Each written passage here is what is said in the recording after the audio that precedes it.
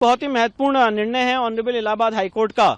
और जितने लोगों ने देश में भ्रम फैलाया था कि ऑनरेबल सिविल जज सीनियर डिवीजन चंदौसी ने 19 नवंबर को सर्वे कमिश्नर जो अपॉइंट किया था वो गलत अपॉइंट किया था और उस अपॉइंटमेंट करने से पहले मस्जिद कमेटी को सुनना चाहिए था, ये एक बात पूरे देश में फैलाई गई थी कि हमें बिना सुने कैसे सर्वे कमिश्नर को नियुक्त कर दिया गया।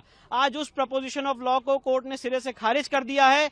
सिंपल प्रपोजिशन ऑफ लॉ है कि कोर्ट ऑर्डर 26 रूल 9 और 10 की पावर के एक्सरसाइज में सर्वे कमिश्नर नियुक्त कर सकती है। उस समय किसी को सुनने की कोई जरूरत नहीं है। लॉ का मैंडेट सिर्फ इतना है कि जब सर्वे कमिश्नर मौके पे सर्वे करने जाएंगे तब वो दोनों पक्षों को उनकी मौजूदगी में सर्वे करेंगे, जो यहाँ पे 19 और 24 नवंबर को दोनों दिन फॉलो किया गया था। तो जो बड़े बड़े बैरिस्टर और पार्लियामेंटेरियंस हैं जिन्होंने कोर्ट की मर्यादा पे, इस पूरी प्रक्रिया की मर्यादा पे, पार्टीज की मर्यादा पे कमेंट किए थे, आज एक वेल रीजन जजमेंट से उसको कहीं ना कहीं पूर्ण विराम लगा है। जो सर्वे की रिपोर्ट सील कवर में फाइल की गई है उसके स्टे वेकेशन के लिए हम सुप्रीम कोर्ट आएंगे।